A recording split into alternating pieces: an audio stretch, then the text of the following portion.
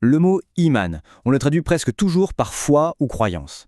Mais, et si cette traduction passait à côté de l'essentiel? Et si sa véritable signification n'était pas tant une conviction intérieure qu'une action tournée vers le monde? C'est justement ça qu'on va explorer. Alors, l'iman, ce n'est que ça, une simple croyance. C'est l'idée la plus répandue, c'est vrai. Mais imaginez un instant que ce mot ne décrive pas un état d'esprit, mais bien une action, un engagement très concret envers les autres. Pour bien saisir cette idée, voilà notre parcours. D'abord, on va déconstruire une confusion très fréquente entre credo et iman. Puis, on plongera au cœur du sujet, l'iman comme l'acte d'offrir la sécurité, en allant chercher des preuves dans le Coran et même dans l'un des noms de Dieu. Enfin, on verra ce que tout ça implique concrètement pour celui qu'on appelle un mu'min. Allez, commençons par le cœur du problème. Une confusion très répandue entre deux concepts qu'on croit, à tort, interchangeables. Et pourtant, faire la différence est fondamental pour tout comprendre. D'un côté, il y a la aqida, le credo. C'est la conviction personnelle, intime, le fait de croire en l'existence de Dieu. De l'autre, il y a l'iman.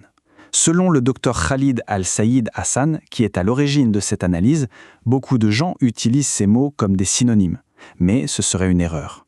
L'iman, en réalité, serait tout autre chose. Bon, si l'iman n'est pas le credo, alors qu'est-ce que c'est? C'est là qu'on touche au cœur de cette réinterprétation. L'iman ne serait pas un état passif, mais une action dynamique, une action qui change tout pour les autres. La voici, cette nouvelle définition. L'iman serait le processus d'offrir la sécurité, aman en arabe, aux autres. Vous voyez comme le centre de gravité se déplace complètement? On passe d'une conviction privée à une action sociale, dont les effets sont concrets pour toute la communauté. Et ce qui rend cette idée fascinante, c'est la preuve linguistique qui la soutient. En arabe, le mot pour nourriture est ta'am. L'action de nourrir, c'est it'am. Eh bien, le parallèle est parfait avec aman, la sécurité, qui devient iman, l'action de sécuriser. C'est comme si la grammaire elle-même nous racontait cette histoire. L'argument linguistique est puissant, mais est-ce qu'il se vérifie dans le Coran? Pour le savoir, examinons une première preuve textuelle tirée de la sourate Quraysh. Ce verset de la sourate Quraysh est absolument crucial. Il décrit Dieu ainsi. C'est lui qui les a nourris contre la faim et les a sécurisés contre la peur. Et le mot utilisé ici est la clé, wa amanaum, qui signifie littéralement « il leur a accordé l'aman », la sécurité. C'est incroyable, le texte lui-même met sur le même plan deux actions parfaitement concrètes, nourrir et sécuriser. L'iman n'apparaît pas ici comme une croyance abstraite, mais comme une intervention tangible qui apporte la sécurité, au même titre qu'un repas apporte la satiété. Mais il y a une deuxième preuve, peut-être encore plus profonde, qui se cache dans l'un des noms mêmes de Dieu. Dans la sourate Al-Hashr, l'un des noms de Dieu est Al-Mu'min. Mais que signifie-t-il vraiment? L'interprétation la plus courante est assez surprenante, pour ne pas dire déroutante. Souvent, El-Mu'min est traduit par le croyant, ce qui impliquerait que Dieu croit en lui-même. C'est une idée assez étrange, non?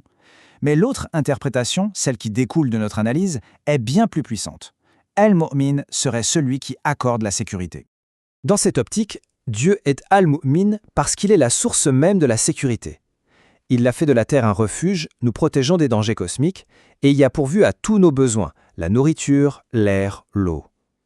Chaque aspect de notre survie serait une manifestation de son Aman. Alors si l'iman, c'est accorder la sécurité, et si Dieu lui-même est Al-Mu'min, celui qui sécurise, qu'est-ce que cela change pour nous? Qu'est-ce que ça veut dire, au fond, d'être un mu'min? La question devient alors évidente, si le modèle divin est celui qui accorde la sécurité, ne sommes-nous pas appelés à refléter cet attribut? Être un mu'min ne serait donc plus seulement déclarer sa foi, mais agir concrètement pour devenir une source de sécurité pour les autres. C'est ça, le changement fondamental de perspective. Passer d'une croyance passive, qu'on déclare, à une sécurité active qu'on offre. L'iman devient un verbe, un engagement. C'est toute la thèse proposée par les travaux du docteur Khalid Al-Saïd Hassan que nous venons d'explorer. Et on se quitte sur cette question ouverte. Si être un mu'min signifie offrir la sécurité à son entourage, sécurité physique, émotionnelle, économique, alors quelles actions concrètes cela implique-t-il dans nos vies quotidiennes? La redéfinition de ce seul mot pourrait bien changer notre façon de voir notre rôle dans le monde.